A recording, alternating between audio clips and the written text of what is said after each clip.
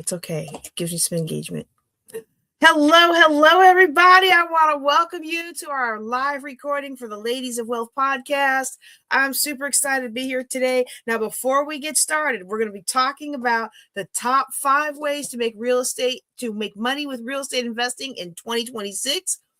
And after that, I'm going to do the real estate 101 that I would have done last month. But before all that, if you know what this shirt means, I want you to drop it in the chat along with your Cash App, all right? Whoa. Hello there. Who is this? Oh, an Ultra Nene.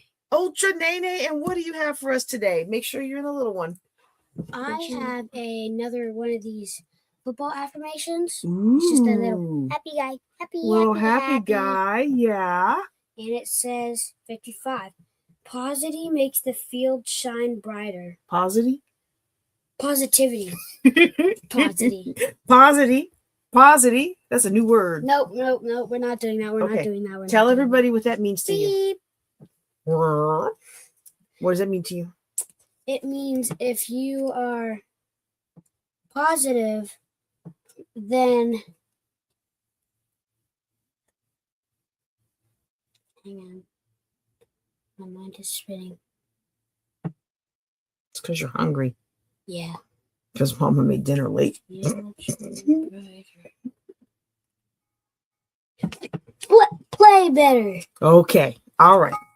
Something. Well, with that, go ahead. Visit me on Ultra Cubby at YouTube. Okay. Yes, Ultra Cubby at YouTube. Again, if you know the spell it right.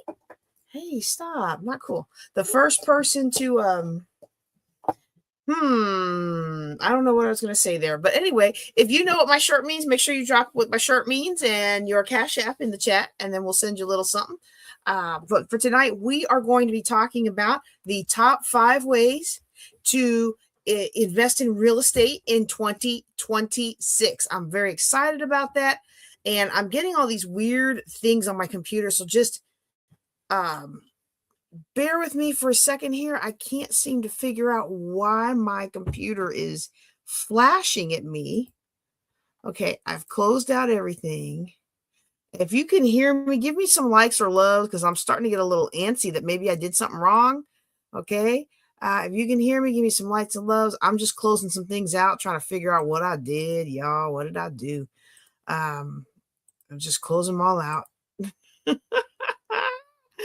Okay, let's see if it'll stop blinking at me. It's plugged in, so I know we got plenty of plug. Okay, and where's my slide? There we go. Yay. Okay. All right, let's try that again, y'all. All right. I want to welcome everybody to our live recording for the Ladies of Wealth podcast. For those of you who are new to our live recording, we record every Thursday night live, and then we break it down into the podcast. Today we are going to be talking about the top 5 ways to make money in real estate in 2026. And in case you're new to me and my body of work, I'm JJ Conway. I'm a financial planner, wealth builder. I'm like your no nonsense big sister, right? That's what somebody else called me. They said I'm the auntie for my son and his classmates when it comes to money, right? So I'm your aunt. I'm your old auntie. Not old. We're only as old as we feel, right? But today, we're going to be talking about real estate. It's the third Thursday, so we're going to be talking about real estate, and we're specifically going to talk about what's working in 2026. Y'all, my feelings are a little bit hurt, y'all. My feelings are a little bit hurt because my favoriteest ways to invest in real estate all these years are not the best ways to be investing in real estate in 2026. I'm still going to do them because I like them, but it's really not the most effective ways. And so we're going to talk about what's working and what isn't working as we are seeing into the new year. Okay. If you scroll social media, y'all, social media makes you think everybody's making money with short-term rentals, Airbnb and vacation rental by owner and all that. You know, everybody makes you feel like they're all buying like 50 doors overnight on the internet, sight unseen, right? Like, oh my goodness. Or you know, they're doing this super cool new thing called creative financing. Look, y'all, creative financing I learned about creative financing in my dad's real estate investment course. Now, come on now. They don't even explain what it means. They just make it sound cool. So you buy their class. So you'll stop your scroll and watch their video. But we don't build wealth on vibe, right? We build wealth with strategy. We don't build wealth on emotion. We build wealth with strategic thinking, with visualizing and planning, and still having fun, but strategic fun. All right. So today I'm going to walk you through the 5 most popular real estate strategies that investors are using right now. And more importantly, I'm going to explain why they're working in this season with this economy and with the situation we are in. Okay. Now, before we jump into those strategies, I want to level set everybody. Okay. 2026 is not what we thought would be. Okay. And it's also not where we've come from. There's no more pandemic panic buying. All right. It's very hard to find zero interest money. We're not going back to interest rates being 1.9%, 2% again for a while. Okay. This isn't what was projected to happen with the housing prices skyrocketing. They were starting to, but the interest rates kind of curbed some of that. All right. What we're seeing right now in 2026, early indicators for 2026, we are actually seeing more inventory in many markets, which means that investors as buyers have more negotiation power. Okay. But it also means that the banks and the lenders are doing what we call tighter underwriting. So they're not making as many exceptions as they might be, because right now so many more people are a risk. So this is an interesting thing. The prices are stabilizing some. Okay. The interest rates are coming down a tiny little bit. Okay. There's more and more inventory. So that means there's more houses on the market longer. Okay. But people are struggling. People are struggling. They're having a hard time buying retail properties. They're having a hard time getting loans. The interest rates are astronomical. Now. If you are my age or older, and yes, I am older than I look. If you are my age or older, you remember when interest rates were way more than they are right now. Like when I bought my first house, y'all, that interest rate, I forget what it was, like 10%. It was a lot. But we were so happy.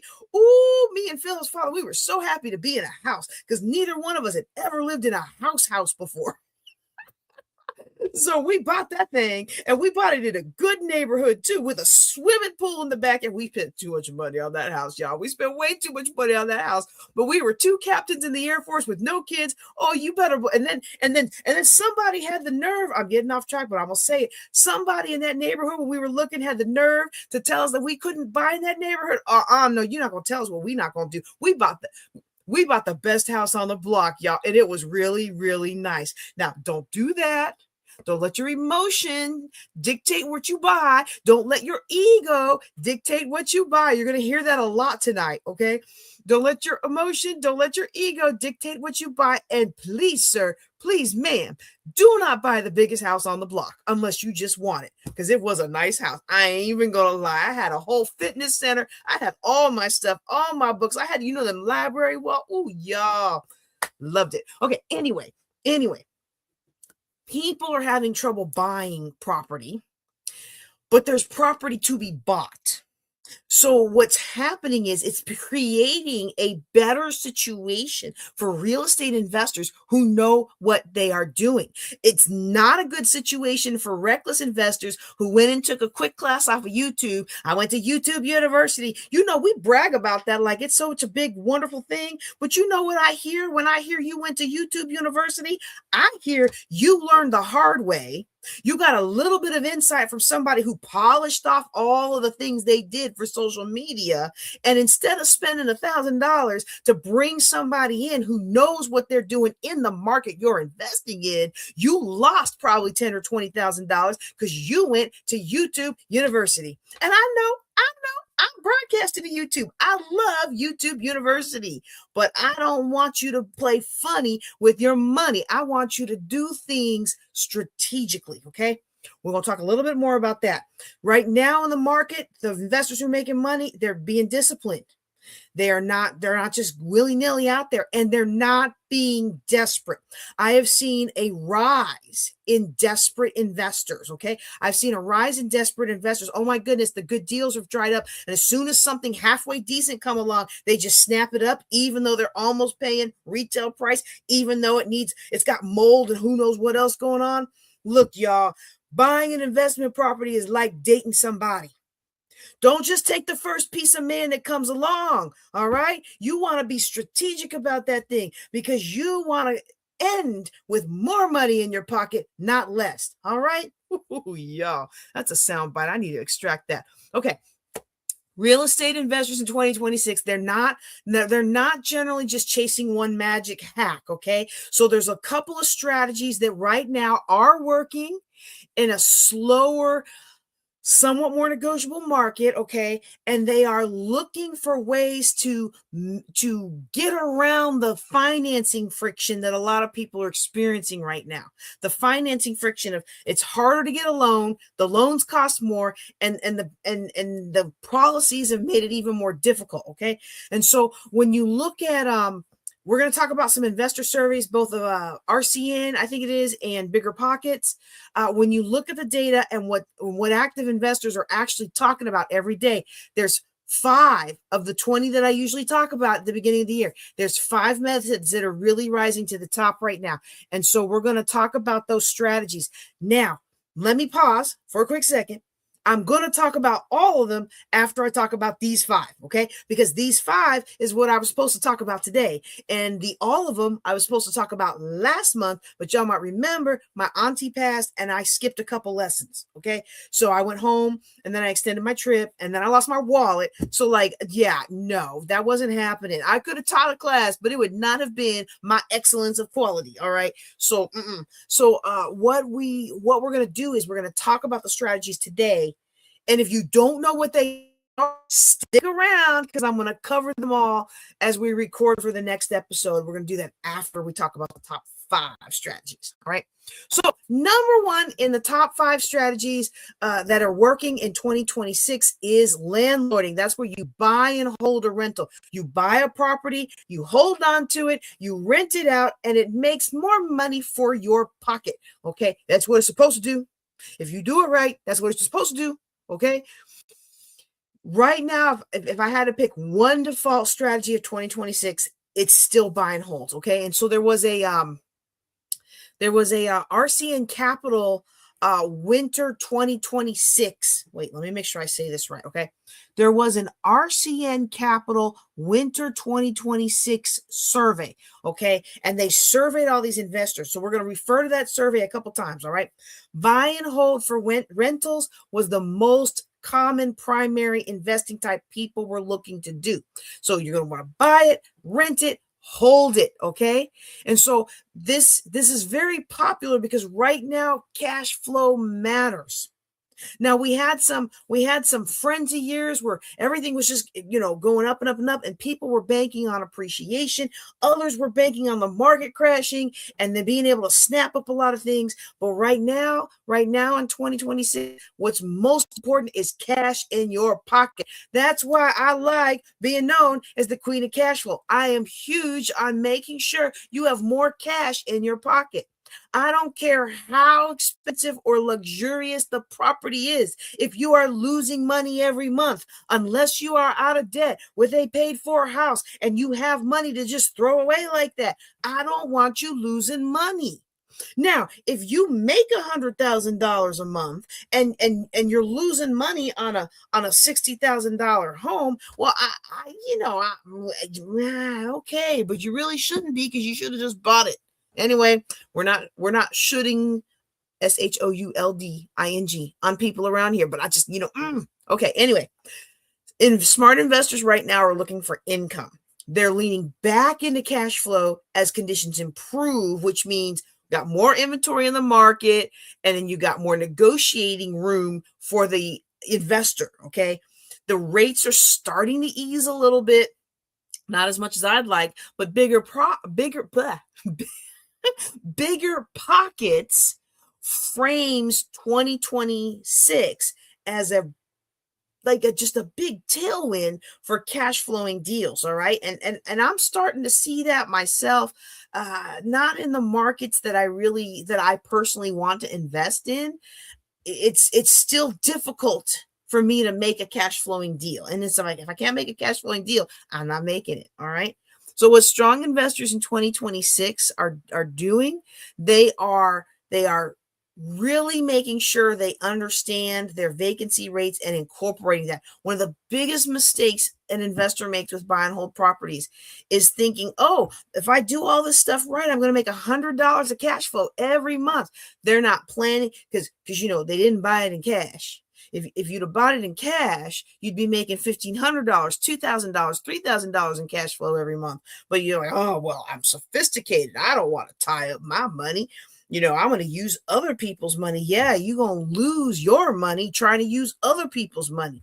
But you want to make sure, if you're going to do this, that when you do your planning, you're making sure you account for vacancy rates, making sure you account for the skyrocketing cost of insurance. My goodness, insurance doubled last year for me, and it's still going up, up, up. I mean, you can shop around companies, but it's still, you might get some deals, but it's still going up and up and up, right?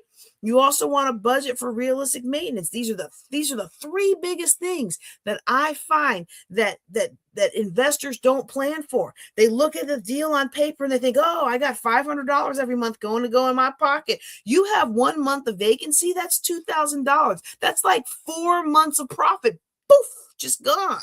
Okay. Which leads me to my next thing. If you're going to buy and hold, you want to make sure you've accounted for these. You've done the calculations. Personally, please, if you can, just buy the property. Okay. Just buy it. Use your 401. I'm not your 401. Use your self-directed IRA or something like that. Okay. Anyway, make sure you're really accounting for vacancy. Make sure you're accounting for insurance. Make sure you're accounting for actual maintenance costs, and make sure you're planning for them to go up and up. Okay. And because of all of that, I really want to emphasize having reserves. I remember, was it 2 or 3 summers ago, we replaced the air conditioning in my house and 2 of the investment properties. And those investment properties, y'all, that money goes into my IRA. I can't touch that money yet. I am older than I look, but I'm not that old yet. And I was just like, oh, Lord, have mercy. And so, to go through the process takes a little while. And if you want to get something done, on a 104, 110 degree day, you got to just get it done. And so there's, definitely want to have some reserves on hand. We are not doing emotional investing. We are doing mathematical investing. The math is not hard. What's hard is keeping our emotion, our frustration, our desperation out of our real estate investing. I want you to say it with me. I am not going to invest emotionally. I'm going to invest strategically. All right.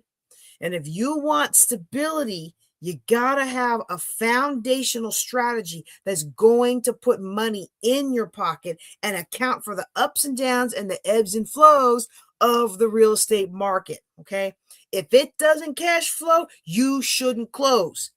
I like that. If it doesn't cash flow, somebody put that in the chat. If it doesn't cash flow, you shouldn't close. All right. Ooh, yeah. All right. That's our first strategy. It's the top one listed in the surveys of a couple different investor sites that I did, and the RCN is it Central, the survey that they did amongst all these real estate investors. Okay, so that's number one. The number two kind of surprised me. I kind of wonder if this is what people were doing, but they're slowing down. Okay. But it's actually flipping. I'll be honest with you. I was surprised. I was surprised that flipping was still high up on the list, but actually 33% of investors are still flipping. It's still alive. Here's the difference. Sloppy flipping is out. Sloppy flipping is out. We see that 33% is the 33% of surveyed investors cite fix and flip as their primary strategy. But the thing is, it's the tone. While flippers are somewhat more optimistic, the conversation is about the tighter margins. You're not making as much money in the flip that you were making before. You've got higher holding costs now. And because of those things, you really need cleaner buys. I don't know if some of y'all have been with me for a while. Y'all might remember like 10 years ago, I was like, you know what? I shadowed one of our investors for a day, and every one of her properties ended up needing about $50,000 to $60,000 of repair. The one that looked good, they needed to redo some rooms. The one that didn't look so good, they needed to strip down to the studs and rebuild. But both of them were like 50, 60, and another one was 60, and another one was 70. I said, you know what? I'm gonna cut this even. I'm just gonna estimate 60, and that's what I did. Just estimated 60. I was like, okay, I'm just going to assume I'm going into this. I don't always know what I'm doing. I'm still inexperienced, but I'll tell you what, if that lady's been investing for 20 years and almost all her properties, it's about 60,000 when it looked good or didn't look good, I'm just going to assume $60,000 worth of repairs. And I'm going to make my calculations based on $60,000 worth of repairs unless I see something that really drastically needs more, or one of my mentors is able to come with me and they see something. That worked great 10 years ago. That does not work in this economy. We really have to tighten things down so we can have a cleaner buy. You got to buy below the market. Okay. You got to buy below the market. You cannot, if you're going to flip a property, honestly, I feel this way about buy and holds too, but especially with the flip, you got to buy below the market. You cannot plan on appreciation. Okay. During the height of COVID, all the properties were going up, up, up, up, up. And we were recommending if you think you're going to need your cash from your property in the next 5 years, go ahead and sell it just to be safe. Now, for a lot of people, that was very good advice. There are some people who are in markets that still continue to skyrocket in cost, like where I live right now. That would not have been good advice. But a lot of people in larger markets, I mean, those prices have come down 25%. So, I mean, if you had a $500,000 house and you sold it then and made $500,000, you might have tried to sell it last year or the year before and only made $400,000 or $375,000. Well, right now it may be climbing back, but it's not climbing as fast. And so you got to buy below the market so you have some profit margin, and you got to be accurate with your budget. This is not a season for real estate investors to go on YouTube University and go buy their first deal with no experience and no mentor. I'm telling you that right now. I normally don't push stuff that costs money. Okay. I like people to do things as cheaply as possible. And I'm a big fan of free 99. The biggest thing I usually tell people, pay $20 a month to be part of a good real estate investment group, right? This is not the time to be free and cheap on this. You want to go grab somebody who knows what they're doing so they can mentor you, so you can buy below the market, get a clear estimate of the budget that you're going to need, and be able to exit that property quickly. The ones who are succeeding at flipping in 2026, they are treating it like a business, not a hobby. All right. They know their after repair value. They know their rehab numbers. They know their holding costs. Holding costs. This is something people forget about. You're renovating that property, but guess what? You got to pay every month. If you didn't buy it in cash, you got to pay interest. Even if you did buy it in cash, somebody's got to run electric. I learned that the hard way with the first rehab I did on my own. I had the contractor show up and they got ready to work, and they're like, we have no electric and no water and no nothing. And I was like, ooh, I wasn't trying to pay for all that. And never mind. I'm not going to say what I was about to say because I don't want that soundbite on the internet.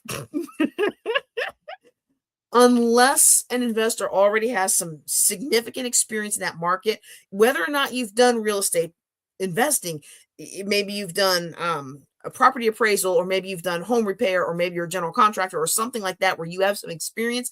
Unless you already have experience, I'm telling you right now, so wise investors are not listening to the ego tell them I can do it all myself. Instead, they are not afraid to bring in a more experienced real estate mentor. That $500 that you pay for a mentoring fee could profit you $50,000 or more in a deal by showing you what to do, and more importantly, what not to do. Ooh, y'all, I still remember I ended up keeping it. I was intending to flip it, but I ended up keeping it. I still remember the first time I paid some. This was years ago, and $200 was a lot of money. It still kind of is a lot of money, but it's not a lot of money in the real estate mentorship game, right? But I remember when I paid somebody $200 for her lease and to walk through my property with me. I'm telling you, she saved me thousands of dollars because she knew what I didn't know, and she knew that market intimately. And so flipping can still create strong returns. But right now in 2026, flipping rewards discipline. You need to be disciplined. Skip the drama. Skip the glitter and the gold and the glitz and the glam, and do what has to be done to get that property turned around quickly to a retail buyer so you can make your profit. Okay. All right. Strategy number 3 on our top 5 strategies is wholesaling. Now, y'all know I love wholesaling. Let me fix that up. I don't love wholesaling. I don't think I'm particularly great at wholesaling, but you know what I am? You know what they say, those who can't teach? Great at wholesaling, but I am very good at teaching wholesaling. And you know what else? I love wholesalers. I love people to find me deals. And wholesaling is still a top method. It's still a top method for people to make money in real estate, especially if you are looking for people who, especially if you are working with investors that really have more time than money. Okay. And if you are a person who really needs to make the quick money and you don't have a whole lot of money in your pocket, wholesaling is for you. Okay. That same RCN survey says that wholesaling is at about 20% as a primary strategy that that investors are doing in 2026. Okay. Actually, I think their survey was in December of 2025 with the projections for what you were going to do in 2026. Okay. The reason wholesaling is attractive is because it's capital light. Like, in fact, depending on how quickly you build trust with people, you could actually get started doing real wholesaling with as little as $10 to $100 out of pocket. Now, I don't know if y'all remember like Carlton Sheets and some of the old heads when it comes to real estate investing. Back in the day, they were buying houses on let me rephrase that. Back in the day, they were getting contracts for $10 out of pocket, because you can't have a contract without consideration. Consideration is money. So in order to have a valid contract, you got to pay the other people something, right? But they were routinely buying houses, buying the contract to buy the house for $10, and then they were turning around and selling that contract to an investor. That's all wholesaling is. So you secure a property under contract, okay? You assign that contract to another investor. You either sell them the contract or you sell them the LLC that let the contract, okay? And then you collect a fee. And that fee is equivalent to how much time you've saved the investor and how much they can expect to profit from the deal. So the last house that I bought through a wholesaler, and some of you know that it's been a little while since I've done so because I have really been doing more tax sales in my self-directed IRA. I haven't been doing as many flips and I haven't been doing as many buy and holds, okay? But the last time that I bought a house through a wholesaler that is in my portfolio, it cost me $3,000. Do I have a problem paying the guy who found it, who actually was one of the mentors, one of my real estate mentors? Do you think I have a problem paying him $3,000 for finding that deal for me? Like, I put, I think, $11,000 into the property to get it to market, right? And that property's made me over $100,000 in my IRA, right? So don't come at me with your hand out, all right? I can't get to that money anytime soon. But look, even if I could, don't come at me with anybody. But seriously though, think about that for a second. Would you pay $3,000 to somebody who found you a $3,000 house that only needs $11,000 or $12,000 or $15,000 worth of work and is going to make you over the next 3 or 4 years $50,000? You rent it out for $1,000 a month, take out what you already made, rinse and repeat. Can you do that all day long? Yes. Okay. This is why wholesaling works. Some investors have more time than money. Other investors have more money than time. You can serve somebody if you are an investor that has more time than money by doing the research in your neighborhood, finding properties that were good candidates to be sold at a discount. Connect those properties with an investor who is like busy, but whoop, good deal. Yeah, let me look into that real quick. Right? You've already done the legwork. You've already locked it down with a contract. The investor knows what they're getting, what they're paying. And if you are good at estimating the repairs, the investor also can see what they're going to need to put into it. I mean, of course, you always got to go check it yourself, right? But still, it's a wonderful, wonderful exchange of money. And that's why it works so well. Wholesaling works well in markets. That works. Oh, let's see what we have some comments over here. All right. Yeah, we like seeing that. Okay. Hey there. All right. I love wholesalers. I'm not very good at wholesaling myself, but I do love wholesalers. Okay. So let's talk about where that works. Okay. Right now, wholesaling, you're really creating a deal out of thin air. Okay. You're not wholesaling a property that's listed by a realtor in the MLS.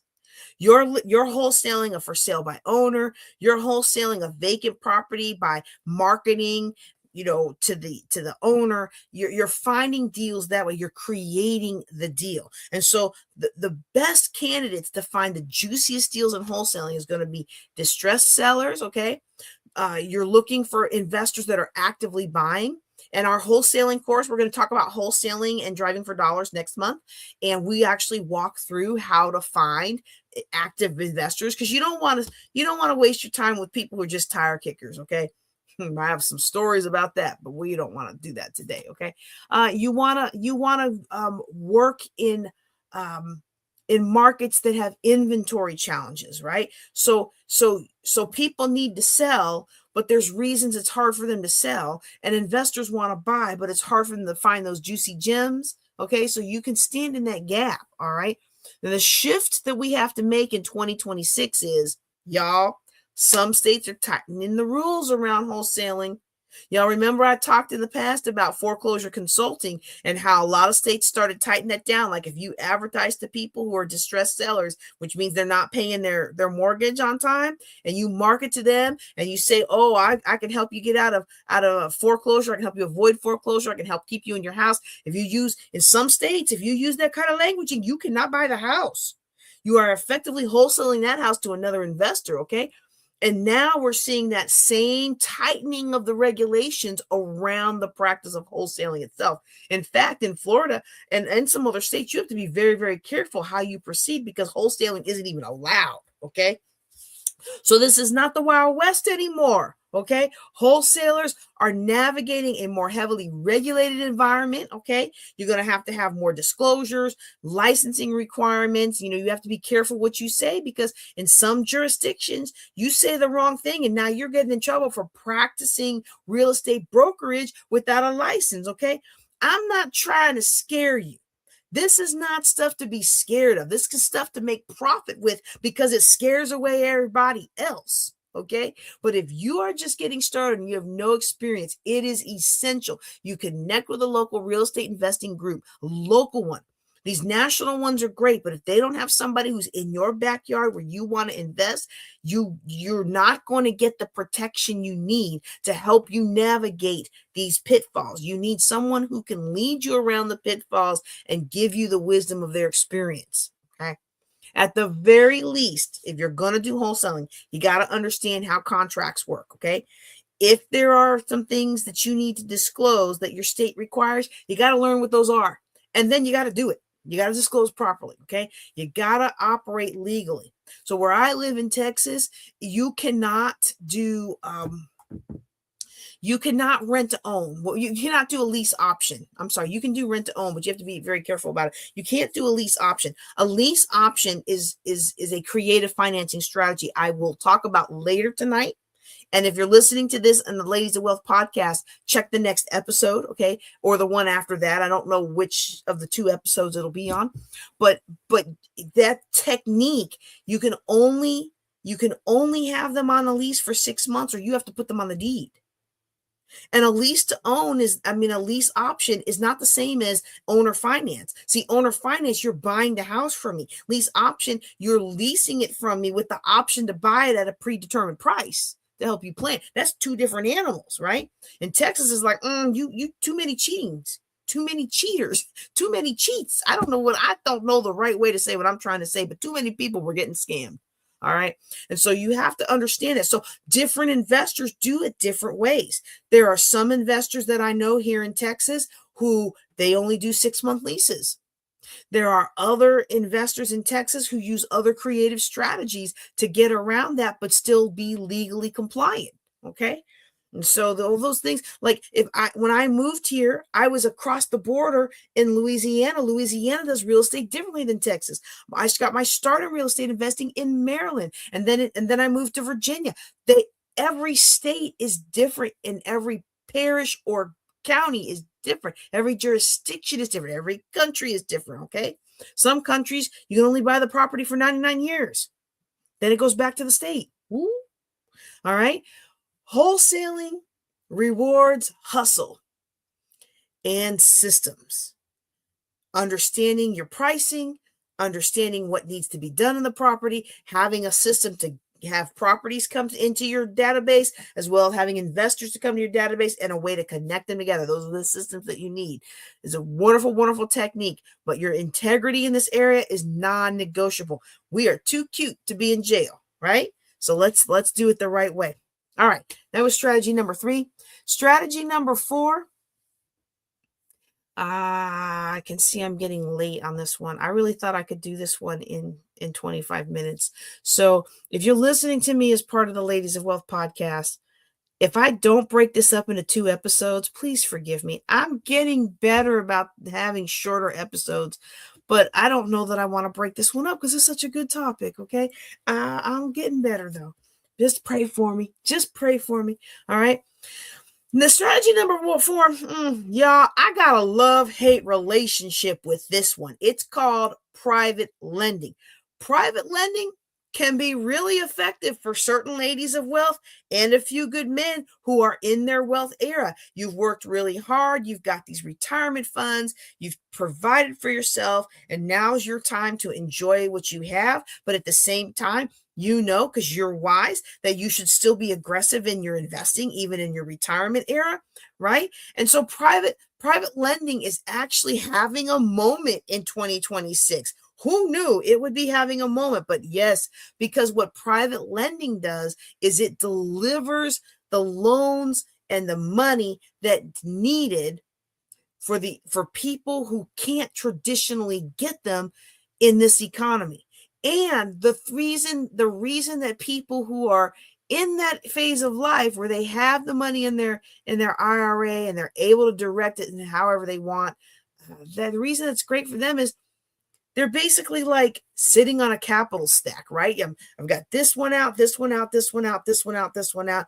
And they're not dealing with rehab. They're not dealing with contractors that don't want to respect them because they're women. They're not dealing with tenants and toilets and 3 a.m. calls. Okay. So they're still making money on their money. And it's working right now in a economic situation where traditional financing is not only more expensive, harder to get, but it also takes a longer time. Private lending can get in there as quick as both parties can move. Okay. Bigger Pockets community conversation on 2026 private money trends. It basically talks, there is a steady demand for private money, for flips and rentals and what they call the BRRRR method. Now, Bigger Pockets, and I got a blog on Bigger Pockets. I'm very happy to be a pro member on Bigger Pockets. I really love the website and the advice and the connections I made on Bigger Pockets. But we disagree a little bit on this strategy. Their BRRRR method is buy, rehab, rent, refinance, and repeat. Okay. And so I gotta go on record on just saying, as much as I love Bigger Pockets, I'm not a fan of the refinance of part of the BRRRR method, because I, as a financial planner, I see too many investors get into big trouble with all these loans, especially when multiple properties come up vacant at the same time. So for those of you who don't understand the method, what they're basically saying is, you buy a property, you rehab it, get it up to retail value, you rent it out at retail rates. Now you've got it rented. You take that lease, you go to the bank, you refinance, you pull your money out of that property. Now that property's got a loan on it. You take that equity that you had in it, now you put that money on another property. And then you repeat. You've put that money on another property, you rehab that property, you rent it out, you go take that loan, that lease to the bank, and say, hey, let me refinance this. And now what happens is, you got a whole bunch of properties daisy chained together based off of your initial input of cash, which some people use from private lenders. Some people, like us, when we got started, we took out a home equity loan. Remember when I said I was $800-something thousand in debt? About 120 of that debt was consumer stuff, like credit cards and vehicles and stuff. The rest of that was all those daisy chain properties together. And I do know people who have made big money in real estate using that method. But I know so many more who ended up in the dire straits that I ended up in. And I don't want anybody to go through that when you don't have to. Okay? I don't want anybody to go through that when you don't have to. So I am not a big fan of that method. I see too many investors who get in trouble with all those loans. Still, private lending, time-tested real estate strategy. It's currently being highlighted in multiple market outlook pieces, and they're all emphasizing that there's an opportunity here in this private real estate private real estate credit, because what's happening is there's inventory, there's property that needs to move, but it's so hard for people to get loans, and it's so hard for investors to get loans, that it's like, hey, stand in the gap. Private lending stands in the gap. Now, what it actually does, we're going to have a whole class on it, because I want you to make sure you know what you're doing and not doing when you go into private lending. I'm not a big fan of it, but it is a strategy that's working. So I want you to have a complete real estate investor education. Okay. I don't want you taken advantage of by people because JJ Conway didn't teach you something just because she don't like it. Okay. What private lending allows you to do. Now, I am not talking about private lending from the investor side. Okay. Private lending from the investor side, that's what they call when you go get a hard money loan. You're getting that from a private lender. Okay. When you go and you do an investor dinner, and you tell people you can make 15% on my next deal, and they give you money to invest with your properties. They give you money. This is how we got started with Alan Cowgill's private lending class. You do a presentation. You explain how you're gonna make these investors money. You give them an above average interest rate. Okay. And then they lend to you. That they are the private lenders. That's not what I'm talking about here. I'm talking about not you receiving the money from them. I'm talking about you being the person who lends. Okay. So private lenders are basically funding other investors' deals. They're funding other investors' deals, and then they're earning interest. Yay, we like interest. Interest is like the reward for putting our money to work. Interest is like our money is going out into the world, and it's bringing more baby monies with it, and that baby money grows, and it makes more money and more money and more money and more money. I like more money, but I don't like you to be strapped by debt, okay? So I'm very antsy about even teaching this, okay?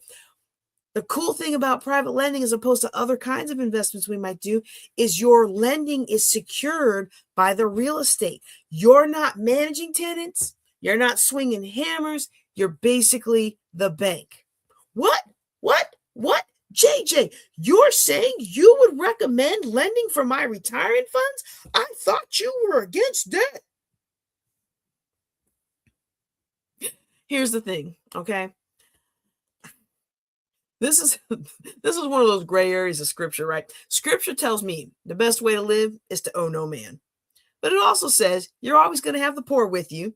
And here's some guidelines for lending to them so they don't get taken advantage of by other people who are going to be unscrupulous, okay? I will say biblical lending is not the same as what we see in the world right now. And I don't have time in this class to really explain it in detail.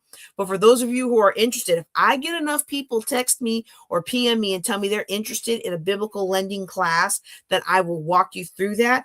But let's just say that I wouldn't find today's world with today's investors, okay? While private lending, how do I want to summarize this? While private lending is my least favorite method for you, and I would honestly prefer you to skip this one and do joint ventures instead of true lending, this is a method that is gaining traction in 2026. So why is it so popular? Well, we've kind of covered that a little bit, but I just want to drive the point home. Traditional lenders are still cautious, and investors, they need money. They need money to turn the properties around. So private lenders can really earn some very attractive returns that are backed by the property without them having to do all the operational stuff with all the operational headaches, okay? But let's be clear about this. If you are going to pursue this, you got to be clear about your loan to value ratios. You got to understand how promissory notes work and how they don't work. You got to understand secured liens, how it helps you, how it doesn't help you, how you could get wiped by tax issues and other things.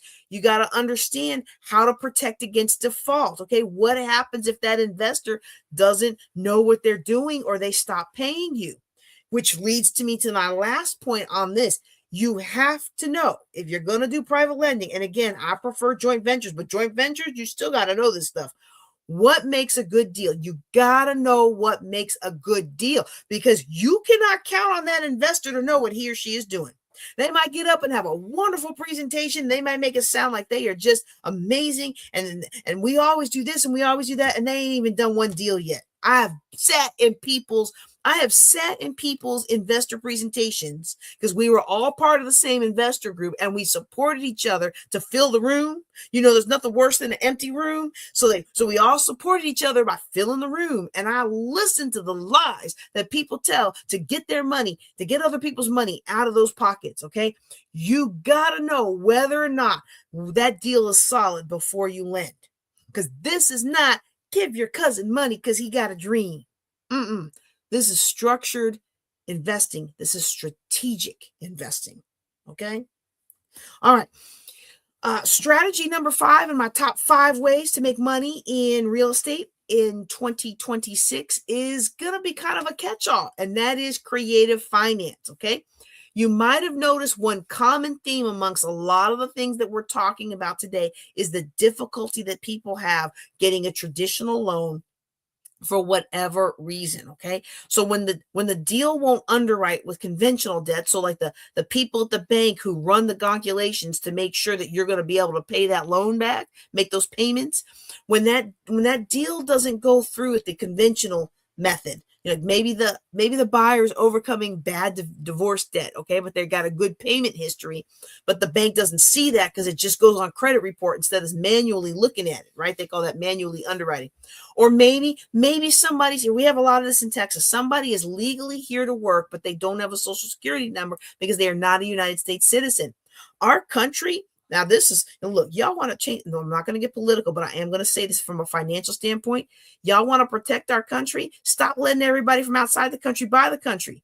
You don't want to let people come in and work, but you don't have any problem with everybody buying up our real estate. I got a problem with everybody buying up our real estate. Now, no, I'm not going to get political on it, but I got a problem with that because guess what happens when somebody buys up enough of your real estate?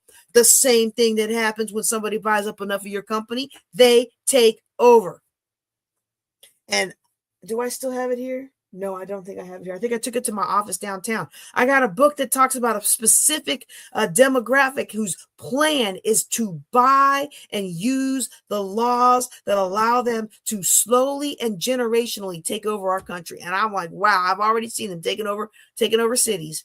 It's a fearful thing, but you don't have, I'm saying all that to say, you don't have to be a United States citizen to buy United States property. And unlike other countries where they limit, like if I go to buy in another country, some countries limit how long I can own that land, and I can't pass it on to my kids, okay, in some places. Our country doesn't have any restrictions on that. But if you don't have a social security number, it's really hard to get a loan. So there are ways to work around that, which are creative financing strategies. Investors in 2026 are increasingly trying to structure the deal rather than abandoning it because there's so few deals right now. And so creative financing strategy, it's a great way to make a deal out of thin air when you didn't think there was a deal there. Wasn't trying to be a poet, but there you go. All right. Creative financing, again, it's a direct response. Is what makes it popular. It's a direct response to the affordability and the lending constraints that we are seeing in our economy, especially in the United States. I'm not speaking for any other countries. And so we're seeing that both in the investor communities like Bigger Pockets and also the media coverage. Okay. There's a lot of forum threads where people are talking about creative financing strategies like seller financing, owner financing, doing wraparound financing, assuming loans, which is getting harder and harder to do, finding an assumable loan, subject to and lease options. Okay. Now I'm going to do an overview of all those in our next episode. Well, actually, yeah. Well, we're at 50 minutes. Ooh, if you're listening to me as part of the podcast, so this one will need to be split into two episodes. So the next episode will start Real Estate Investing 101. If you are listening to me live on Thursday night, I'm going to record it after this, depending on the stamina of my little one and the stamina of my throat. Okay. But for now, understand that creative financing is growing in popularity because right now financing is the bottleneck. If the interest rates are coming down, but they're still ridiculous. And conventional loans, they are not easy and they're not quick. Okay. So smart investors are like, okay, how can I structure this deal creatively and differently? Creative financing, all these creative strategies to make a deal work. It works the best when there's some equity in the deal. The sellers have the equity and the sellers want speed, and the buyers understand what they can and can't do as far as contract law, especially in a wraparound situation. Now, again, we have a whole class on creative financing because to me, it's the sweet spot for a lot of investors who are in situations like I was in when I got divorced and I had all that debt. Me and my ex-husband got into this thing where like I couldn't refinance him I took all the property except one, and I took the bigger ones because I had the job and he wasn't working. He had just gotten a job, but he hadn't been working for very long. In retrospect, he probably shouldn't have been working at all. He probably shouldn't have got that job till after the divorce was final. Anyway, sorry. Anyway, but you know what? That's that ego again. That ego. You know what? His ego cost him a lot of money. Anyway, okay, let me reset. Okay. There was no way I was going to buy a property. There's no way I was going to be able to qualify for us. I couldn't even qualify to unload that house. I couldn't qualify. I was supposed to, part of our divorce decree was I was going to refinance him out of that house. And y'all, I've stopped saying that I'm completely out of that $800,000 debt because of this house. But when I was filming and interviewing before, I always had a contract on it. I was gonna owner finance it to somebody, and then they would back out, and then this happened or that would happen, and just real life situations. Nobody was at fault or anything, but it was just like a constant thing. And I kept thinking, well, by the time this airs, that house will be sold, and I will be completely out of debt. But I couldn't sell it. I couldn't refinance it. The only thing I could do was owner finance it. So when you're in a crazy situation like that and you've got a buyer who's in a similar situation, they pay their rent on time every time for years, but they can't qualify to go get a loan. It's a perfect marriage for a creative financing strategy. But you got to understand what you're doing. And I'm going to say this both as I'm a financial planner, but I'm not your financial planner unless you are my paid client, okay? But your auntie, and for some of you, your pastor, all right? If you don't understand what you're signing, do not sign it, okay? Because some of the biggest scams in real estate history come from this segment of funding called creative strategies.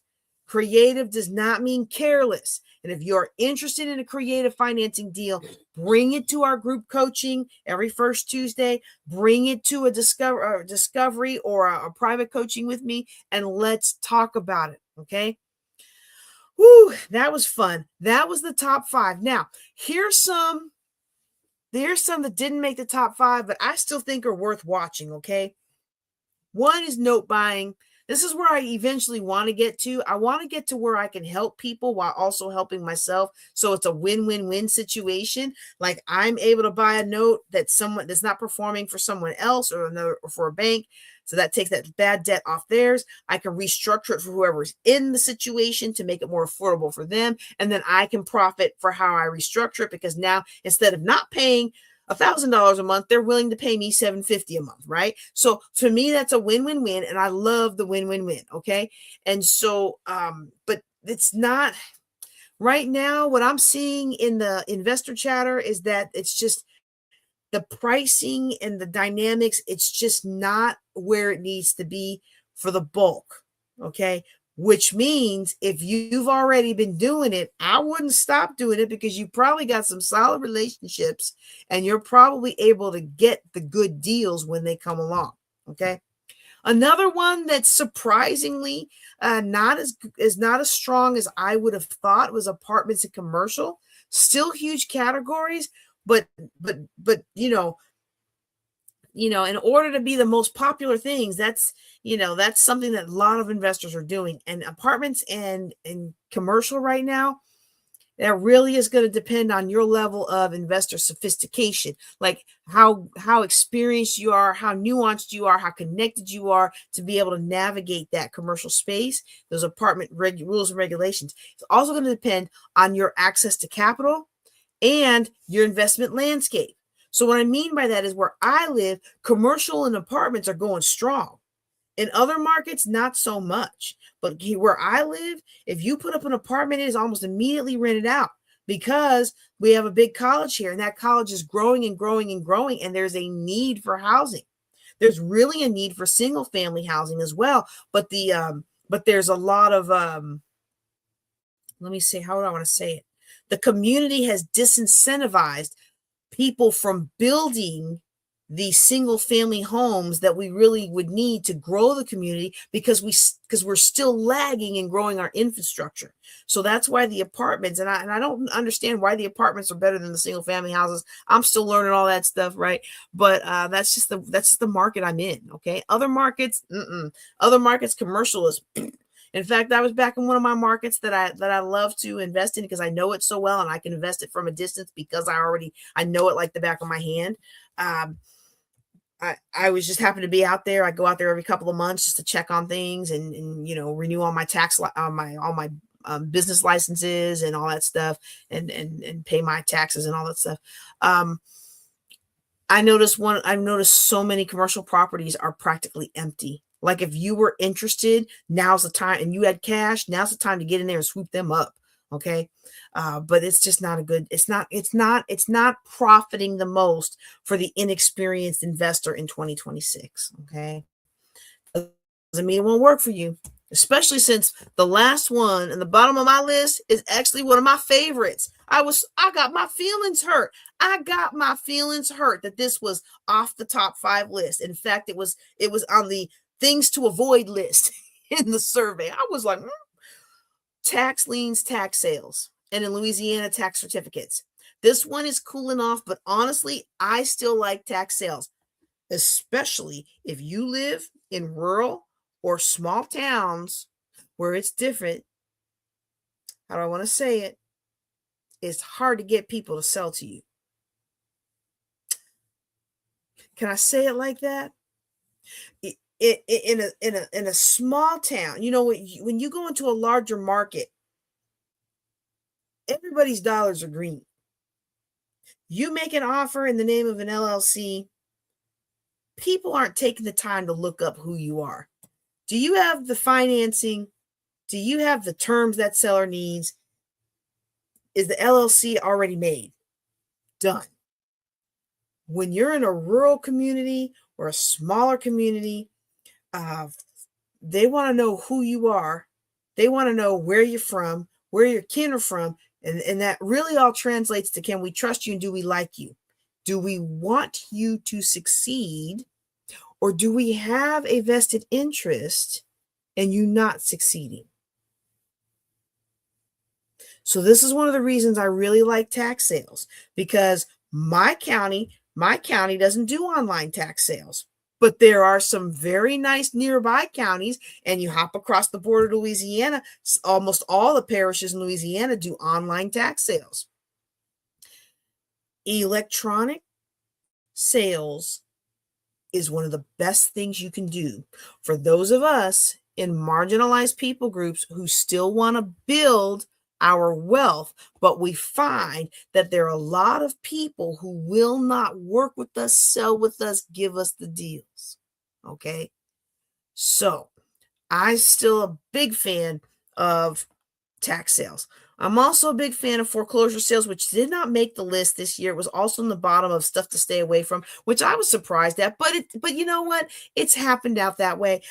They're not having the impact that a lot of people thought.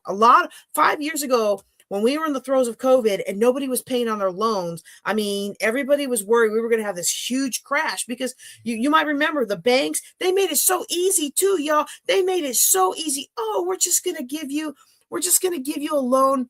We're just going to temporarily pause your payments. And they didn't tell you that. I told you, if you listen to me, you didn't get caught up in this, but they didn't tell you that they didn't modify your loan. They just paused your loan. So when COVID was over and everything went back to normal, you owed a year's worth of payments, and everybody was expecting that was going to cause a huge rigmarole. But we might be complaining about high interest rates and high inflation, but let me tell you, the feds did their job to ease the expected impact of post-COVID foreclosures that everybody was expecting, okay? I mean, it's not off the table of foreclosures, but you're not hearing about it as bad as we were back when the original, when the last real estate crash happened, okay? The one that left me holding the bag, okay? So it's not very popular right now in 2026. I would still keep my eye on it if the idea of profiting while helping people and really rolling up your sleeves and getting into the trenches and being a foreclosure consultant is something that you want to do, or if you like the idea of buying foreclosures, I still wouldn't take it all the way off the table, but I don't know that I would learn that strategy right now, as I was saying last year. I really thought last year this was going to be the year we needed it, okay? I'm still probably going to teach on it just in case. All right. So overall, everything that I'm saying about the top 5 ways, to make money in 2026, what I really want you to hear, the theme of this year is to really structure your deals. We're not speculating. Okay. We're not planning on appreciation 20 years down the line. Okay. We're looking at cash flow over clout. We're not investing to brag on Instagram. We're looking at math over momentum. Okay. If I have deals that are making money, that's the deal I'm going to do. Not this showboating, this ego stroking that a lot of investors get caught up in. Okay. The people building wealth right now, they're not chasing trends.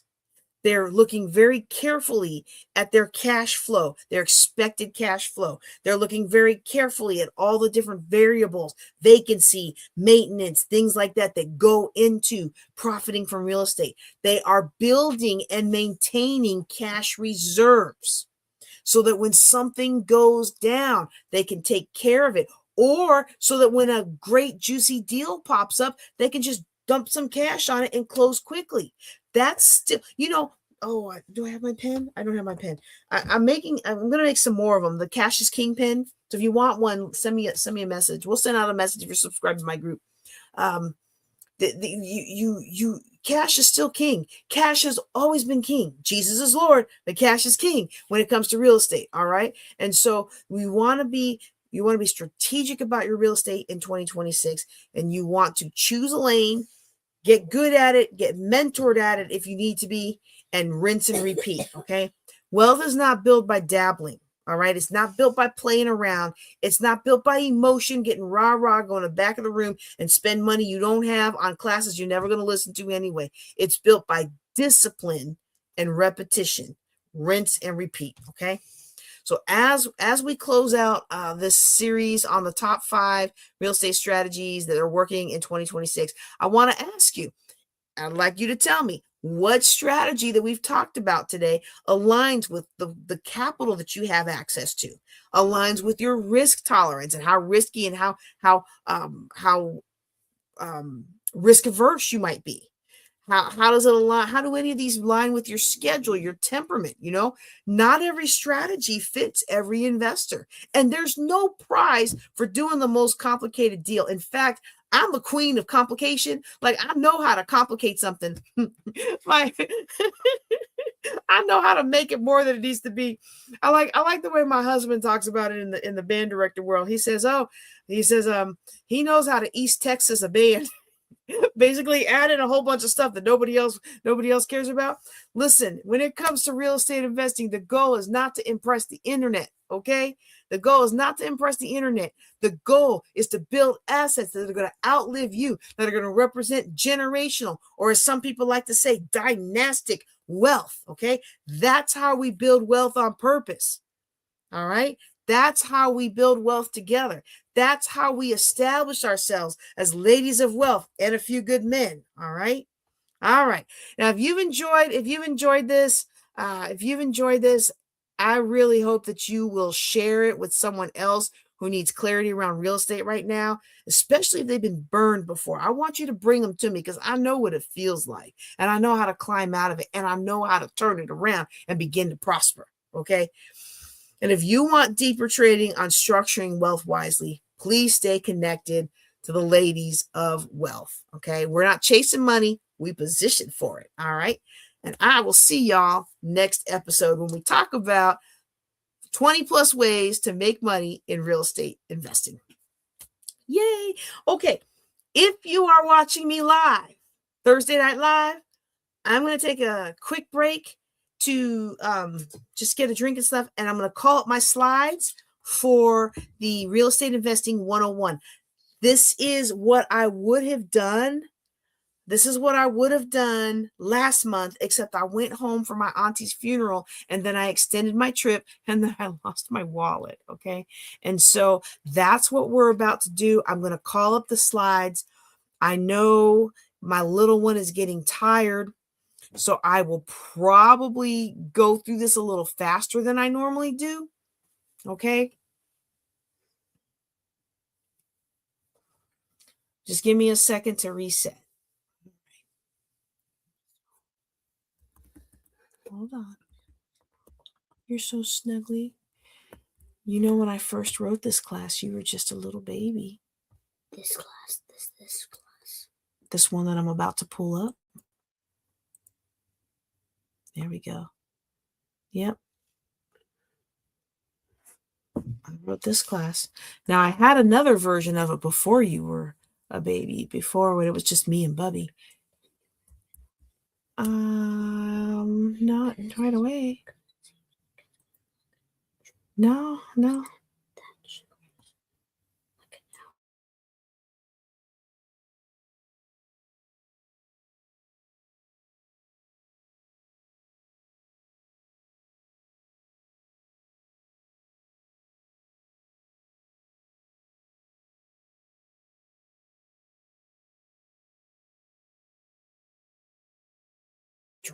For those of you just joining us, I am about to get my little one settled for bed, and then we're going to go into debt-free real estate investing.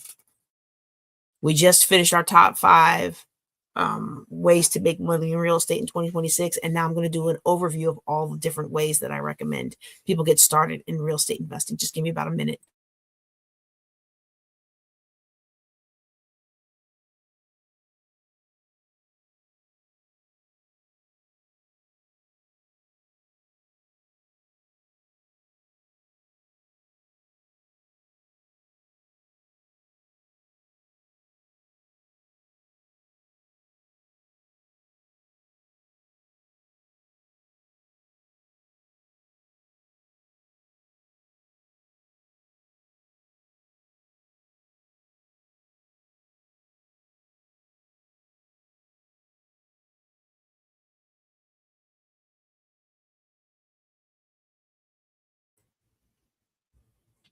All right, everybody. I am back and we are going to do our real estate investing 101 overview. Now, I apologize in advance to those of you who were expecting me to do my normal 3 hours of real estate investing 101.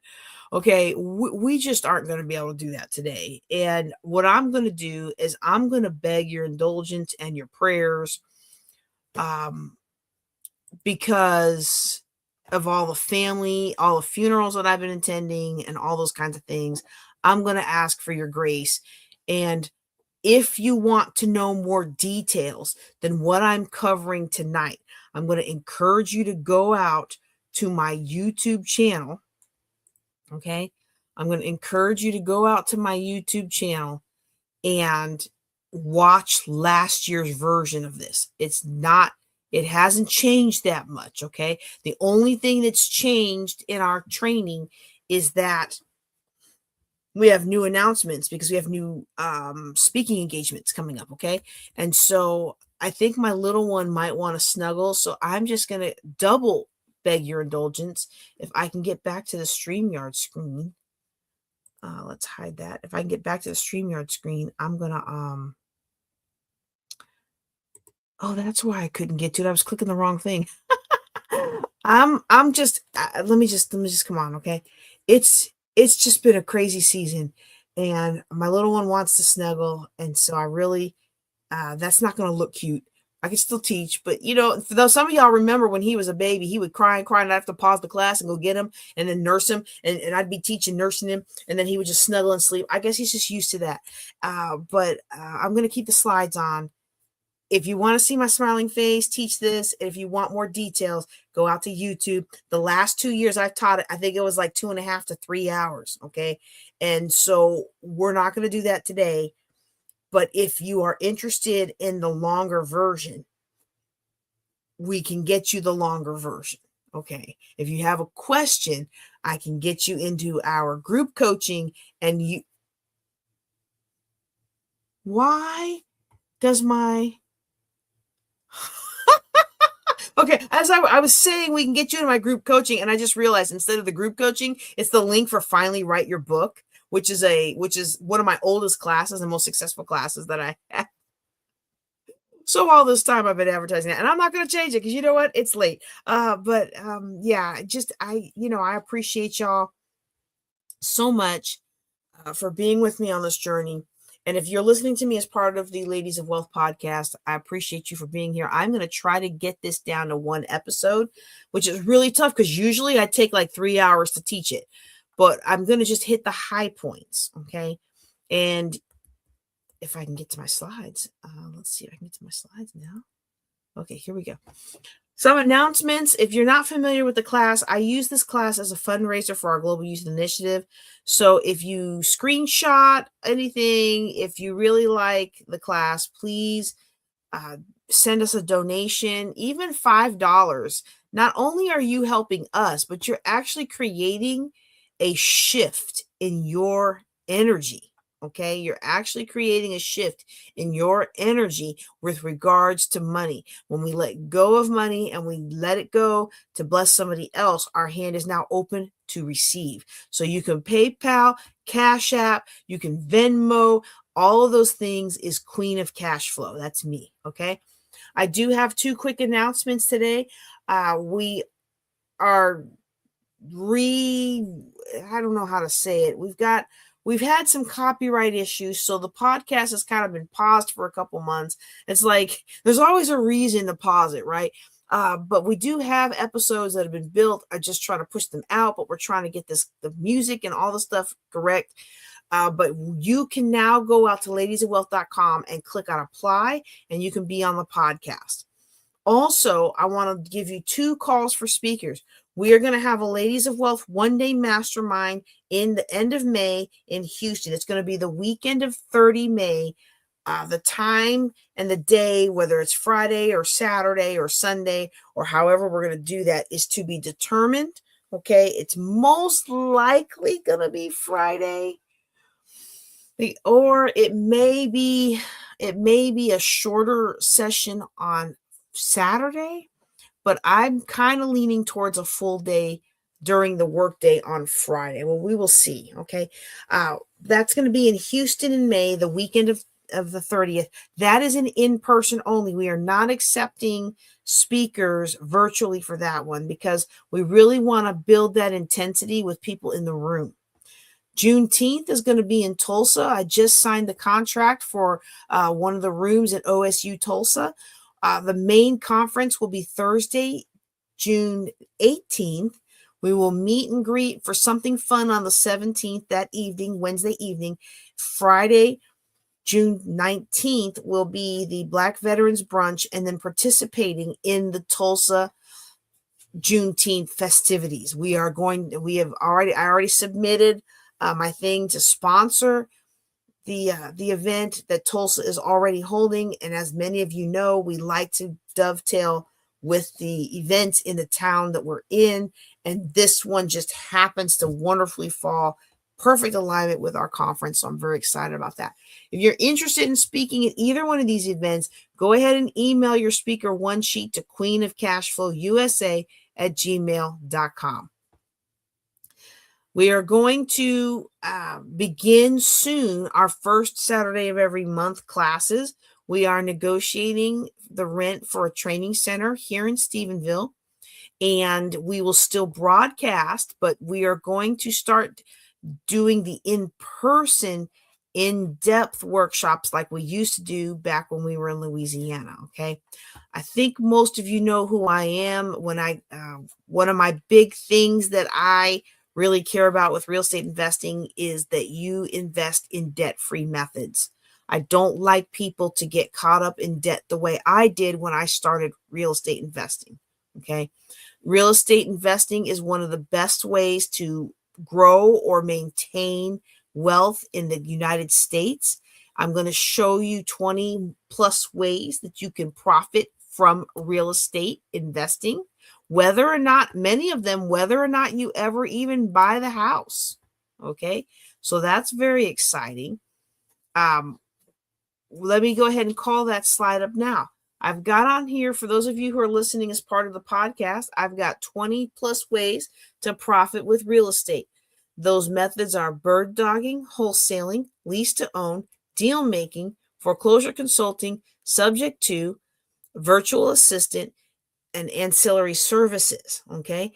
I also have another column with foreclosures, short sales, note buying, apartments, commercial, tax liens, private lending, new construction, and ancillary products. The third column has land, flipping, landlording, and leapfrogging. Okay. And again, I am not going to go into depth on all of these simply because of the time. I thought when I scheduled this, in my brain, I forgot that I normally take 3 hours to teach this. And we used to do it before COVID. We used to do it as an in-person workshop, and we'd have, an all-day workshop with scripts and everything. And it was a wonderful fundraiser. We're going to get back to that, but I just did not equate well. I did not manage my time well, and I forgot how long that this training normally is. Okay. For those of you who are listening to me and you're not seeing the slides, I encourage you to go out to YouTube and see the slide, because I've shaded in blue the ones that you can profit from, that are easier to profit from without buying the property. You can profit from almost any method of real estate investing without actually buying the property, but it's easier when it's things like wholesaling, bird dogging, foreclosure consulting, short sales or foreclosures or things like that. Okay. I've also highlighted in the next slide in green the ones that you can profit from, even if you don't have a lot of money to get started. And I'm going to list those again. It's the first column: bird dogging, wholesaling, lease to own, deal making, foreclosure consulting, subject to, which means subject to the original loan. Okay. Virtual assistant, and ancillary services. So now we're going to go and have a little bit of real estate foundation. And basically, the reason I like to start with this is because I want you to understand the why behind what you're doing. I don't want you to just understand the what. I want you to understand why.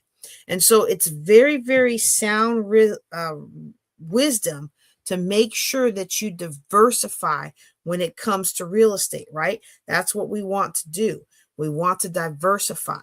However, one of the things that we have seen is that real estate is an ethical and repeatable way to build wealth. By repeatable, what I mean is every time you do it the same way, you get the same results. Okay. And it's also something that's accessible.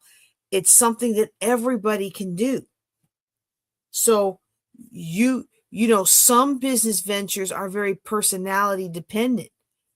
While there's aspects of personality that play into which real estate investment strategy works for you, real estate is really a checklist and anybody can execute it, okay? Especially if you follow the number one rule of real estate investing, which is you make your money when you buy.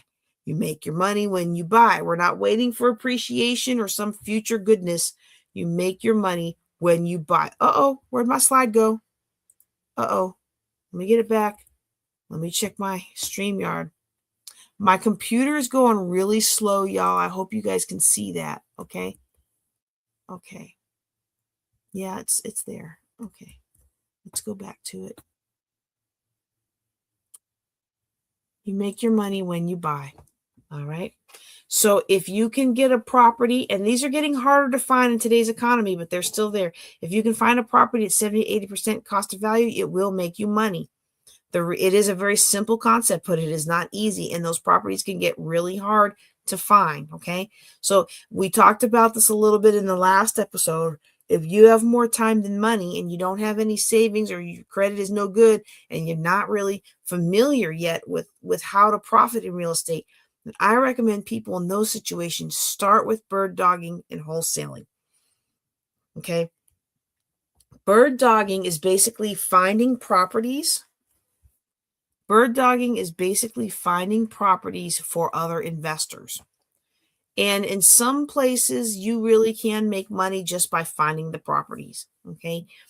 In other states, you have to be careful about this.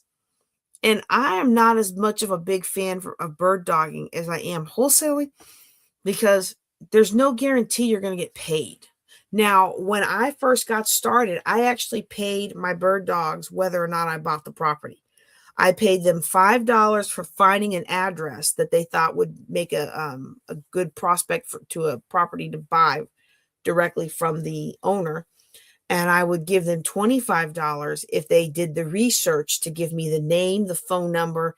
And in that market, you could go to the public records and find out how much was owed on it and how much they paid for it. And so you could pull that record, and I would give them $25. It was money well spent, y'all.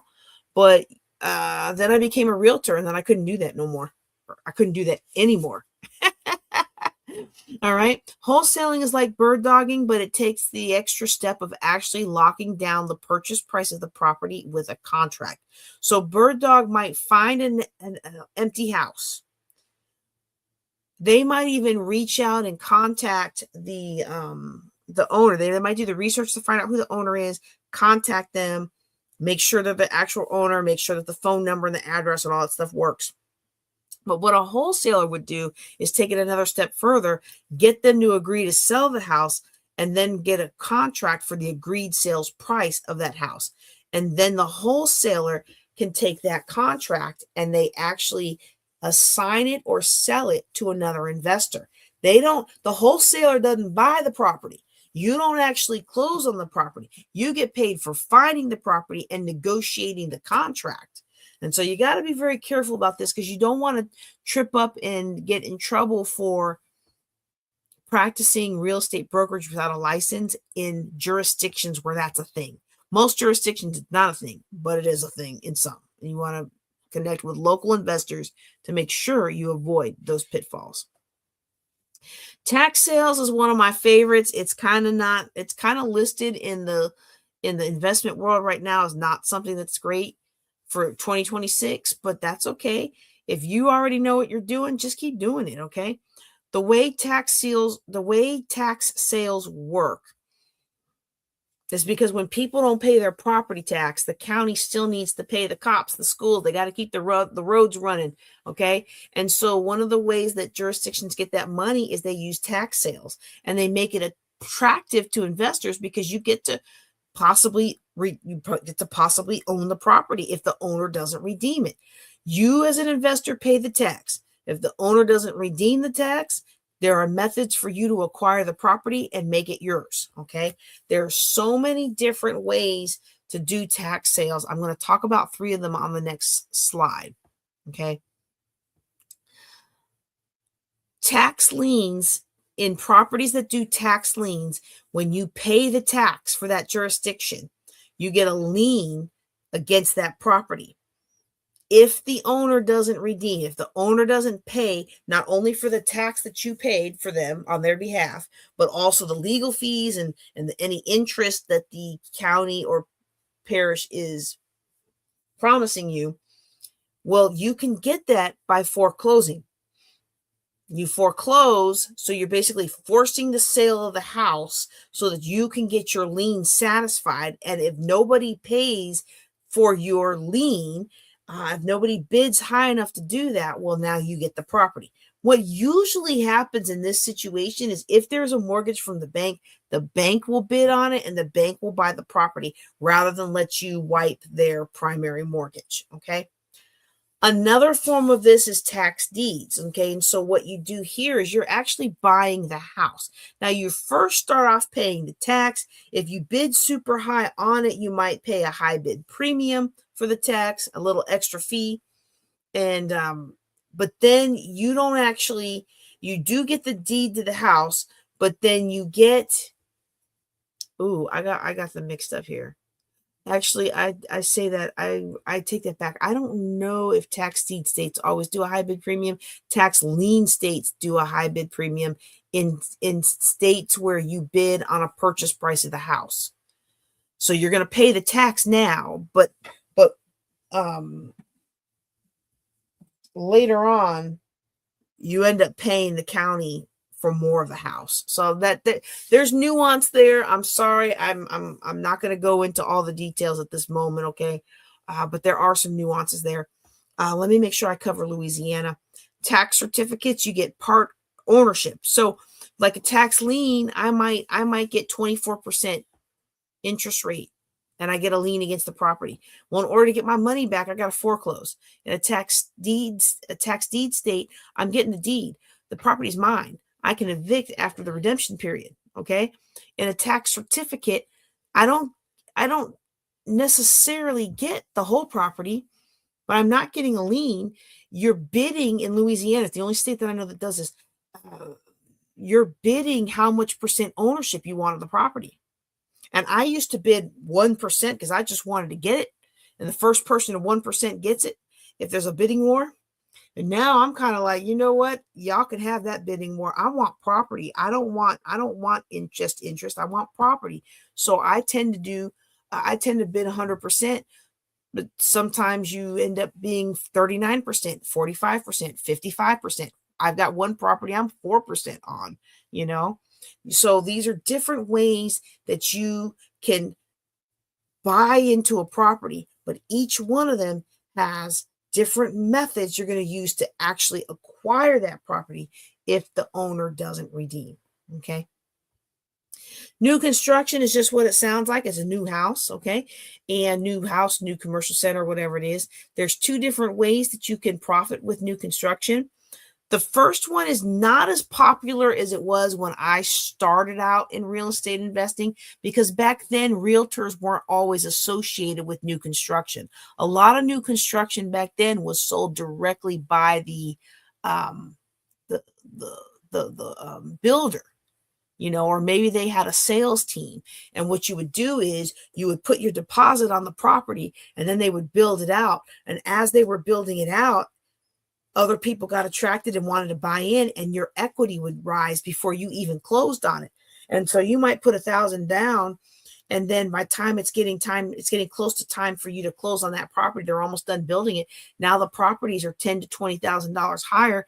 Well, you turn around, it's your contract, it's your house. You turn around, you sell your interest in that house to somebody else for the new price and you pocket the spread. Not a bad deal. All right, that's method one. I'm not seeing as much of that anymore as I used to. Excuse me. I'm not seeing as much of this as I used to. I am still seeing it with individual builders who build like one house at a time, one custom home at a time, and in a juicy area where, you know, it's a beautiful piece of land, and by the time it's built out, you can go in and you can really make some good profit there. But in today's landscape, this one's not even bubbling. It's not even on the list. It wasn't even on the list. It wasn't even at the bottom of the list. It wasn't even on the list for 2026. Okay. The other method with new construction is to hold it for rental. And I'm not mad at this if you have the money to buy it, because you're getting a practically new property, so your maintenance costs should be low. A new property is usually very attractive to renters. Okay. And, you know, in some markets, you're going to lose money on this. Okay. But if you can convert it to like corporate housing or something where the market rent might be $1,200 to $1,500 a month, but you turn it into corporate housing and now you're charging $3,000 to $4,000 a month. Well, you can pay that off really quick. And then you can put that, not pay that off, because I don't want you to buy it on debt. But I know somebody who did this in a series of just a couple of years. They ended up with 4 of these properties, and each one of them was putting out $4,000 to $5,000 a month. And what they did was they bought it with a loan. I'm not a big fan of that. They bought each one with a loan, but they used the money from the one that was paid off to pay off the next one, and then pay off the next one, and then pay off the next one. So it was kind of a snowball effect. Okay. Flipping, a lot of us are very familiar with. This is where you buy a discounted property, you fix it up, and you sell it. Okay. It's not as easy as they make it look like it is on YouTube, but it's also not something to be afraid of. Okay. As long as you know how to plan and account for things like Murphy showing up, you're good to go. Now, in flipping, I personally feel like you really need to be connected with a good real estate investment group, a solid investor network. For 2 reasons. One, you need trades that are going to give you investor discounts on actually repairing and fixing things and helping you get through that rehab if you don't have the ability to do it yourself. Okay.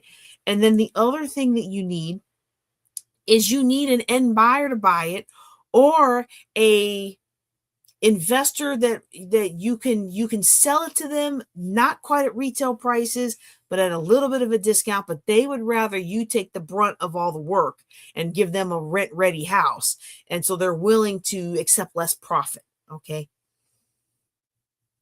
I'm not going to go through my flipping example. If you would like to see this, please go through on look at my YouTube channel, and I show you the example of this house. And it's funny because I was in the middle of a real estate class. I think it was like the second or third time I had taught a real estate investing class.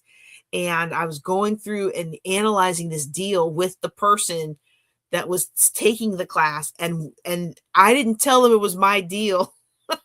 But the whole class came to the conclusion that this investor overbuilt for this neighborhood. Yep, they sure did. And so that's when I realized, hey, instead of joint venturing with people, I need to just do it myself. But yeah, if you want the full story on that with the costs and everything, go out to YouTube at JJ Knows the Way and search for the Real Estate Investing 101. Okay. Foreclosures and foreclosure consulting is not expected to be a big hit in 2026, but it's still something to keep your eye on. Basically, when a lender is not getting paid, they can force the sale of the house to try to get their money back. That's what the foreclosure is, forcing the sale of the house. The sale of the house is actually not the bestest way to profit from a foreclosure. There's 3 phases of foreclosure. The first phase is when they're not making their payments, but the bank hasn't foreclosed yet. That's called pre-foreclosure. It's also called distressed sellers. That's the juiciest time. That's the biggest profit for your trouble. If nobody buys it during that time, maybe there's not enough equity, maybe there's too many repairs needed. The property will be sold at the auction. And then if the bank ends up buying it because nobody comes up to what the bank needs to get their money back, the bank will buy the property at the auction, and then the bank will turn around and try to sell it as real estate owned. Okay. And so you'll see those terms when you go looking to buy. Okay. Be very careful about foreclosure consulting or buying foreclosures. Be careful what terminology you use to advertise that you're looking for these properties, because some terminology can get you in jail if you buy the property and do what the states consider as misleading the client as to how you can help them avoid foreclosure. Short sales is when a property has too much of a loan on it for what it's worth. So when my father died, his property was worth about $31,000. Y'all, he had a $141,000 loan. $141,000. How you even do that? Like, I remember being so just like, oh my goodness, I need to make sure that the lawyer gets paid. And he was like, oh, don't worry about it. Don't worry about it. Well, uh-oh, can y'all not see that? Oh no, y'all haven't been able to see these slides? Oh, okay. Well, I'm gonna have to do voiceover. Let me see if I can fix it. Oh, I wonder how long it's been like that. Share screen. All right, well, we're almost done with these anyway. But that's weird because it told me StreamYard was still sharing it. That's so weird. I am so sorry, y'all.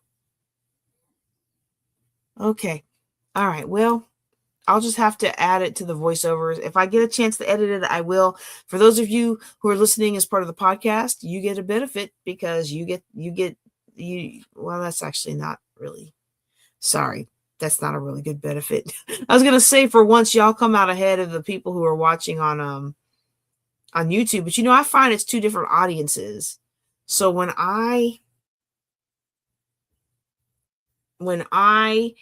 listen to podcasts, I don't turn around and watch them on YouTube because I'm driving a lot. Rural Texas, I don't do that. Okay, I listen. I don't necessarily watch even TV shows.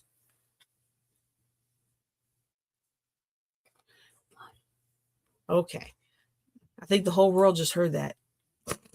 What's Go ahead and go, and then get your bed ready. Okay, so short sales. Let me start this one over again. Oh, I can't believe that. I don't know how many slides y'all missed. Oh, let me just flip through them real quick. I'm so sad about that. Let me just flip through them real quick so I have them on this recording, and then I can go back and splice them in with a voiceover. Okay, please. I just don't even understand how that happened. We'll have to figure that out. Thankfully, it's pretty easy it's pretty easy to go back and add these in with a voiceover. Okay, I'm sure it was after this that stopped. Okay, so we were on, but we weren't that far. We were on short sales. Okay.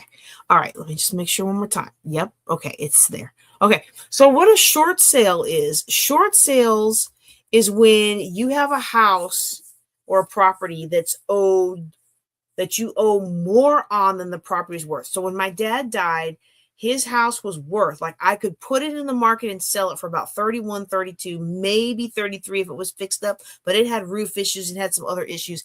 So maybe about $30,000. That's how much it was worth. The loan against my dad's house was $141,000. And I had been so just trying so hard to make sure that lawyer got his legal fees paid, until I realized that what the lawyer had done was patted all these different things into my dad's house and made it almost impossible for him or anybody in the family to ever actually pay it off. And so guess what ended up happening? Miraculously, some professional ended up getting my dad's house instead of the neighbors and instead of any of us, because it was sold different time than what was notified. That shouldn't even be legal. but there's a lot of shenanigans that happen. But wow, I didn't mean to go down that rabbit trail. Okay. The bottom line is, with a short sale situation, more is owed on the house than what is worth. Okay. More is owed on the house what it's worth. And the short sale is you getting the bank to agree to short how much they will receive to get release that property in full. Okay. All right. Let me go to the next one here.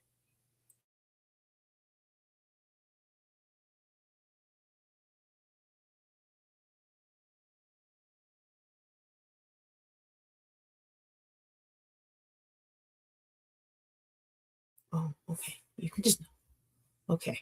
All right. Let's get down here. Okay. So landlording, we're all pretty familiar with landlording. And that is where you're renting the, look, if you're going to snuggle, dude, you have to actually I have to be able to use the mouse. Okay. You don't fit anymore. Hang on. Leg. Oh, I see you've got your bear. Okay. Oh my. I have a name. Okay. All right. Now be quiet so I can finish teaching. Okay. Landlording, we're all pretty familiar with. This is where you have a property you own or you control. Owning isn't the same as controlling. And depending on your structure of your lease, you might be leasing a property, but you're allowed to sublet it. Then you can just be a landlord and kind of sandwich the profit there. All right. But landlording is basically where you're renting out a property for someone else, to someone else. And you've got to be really careful with landlording, because I want to take good care of my tenants, but you don't want to allow everything to be an emergency. Okay. And I better not get down on that. Okay. One big thing I want to say about landlording is this bottom sentence here. Avoid the "it will appreciate one day" trap. Okay. Remember, we got to make our money when we buy. A lot of people who buy rental property, they're so excited to break even or maybe make $100 of cash flow every month that they don't realize that 1 month of vacancy can erase all the profit they had for 2 years, depending on the size of that mortgage payment. Okay. So you want to make sure that you are carefully accounting, and personally, if you can find markets where you can invest lower cost real estate, where you can just invest it without having to go into debt, that's what I would prefer you do. If you want to be a landlord, I encourage you to go out to mrlandlord.com and Bigger Pockets. Okay. Those are two great resources for learning how to do landlording. Okay. You just like in any other real estate venture, you want to have those relationships with other investors and with the trades to help make your costs of running that property and renting it out more effective. Okay. Because it's too easy to pay $500 for a plumbing call here and $600 for an electric call there. And then you've basically cut yourself out of any profit that you would have had. And people don't tend to account for that. Okay. So you want to make sure you account for it. All right. Okay. Let's see. All right. Leapfrogging. This one's a little tough right now. This is a term I coined way back when, which is back when so I don't think anybody has this book anymore. I do not have it on Amazon. I don't even have a copy anymore. I'm sure I've got an electronic copy in an old disc somewhere. But back when I was like, oh yeah, we're making all this money and it's great, and we've got all these houses daisy chained together, I coined this term to basically be, oops, oh no, what just happened? It did it again. Okay. I think my computer is trying to tell me it's time to go. But this is the last one, though. You said it was last two, and it took two on the other. Well, it was the topics. I shouldn't have said the last two slides. I did, but I meant the topics. Leapfrogging is the last topic. Hold on, let me go back here and show. I can't do it with your head in the way. My head's not in the way. I can't see the screen. I gotta be able to see the screen. You can't do that to me if you want to stay here, sweet boo. And because that's probably what happened when the computer did that last time. That's probably what happened. What? When remember when it cut out my presentation? Mm-hmm. That's probably why. Oh, I don't know what it's doing. Okay. Cancel. That's probably why the screen went black, is because it did something and it kicked me out of my presentation. Okay. And so that's probably what happened. So hopefully now I got to get back in there and share it so we don't have the same thing happen again. All right, let's go back in here and share it. Yeah. There we go. Whew. The browser can't access your screen. Oh no, why?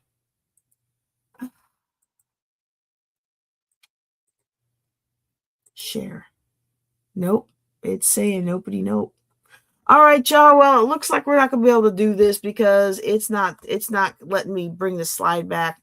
But I will just kind of close. There was only one other topic, and that was creative financing, which we spoke about at length today. So creative financing strategies are ways to buy property without going through a traditional bank.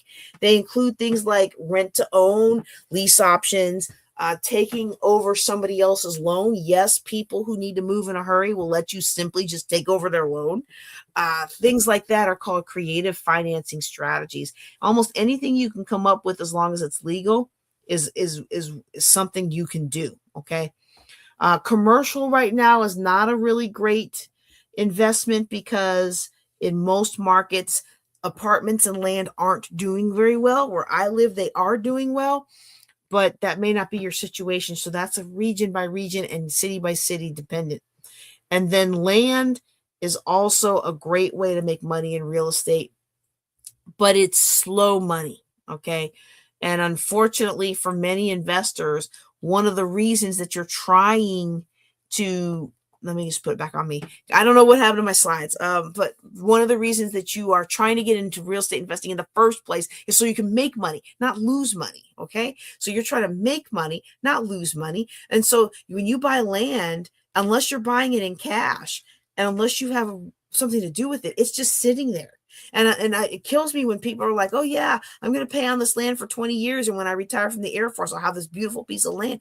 You don't know where you're going to want to live 20 years from now.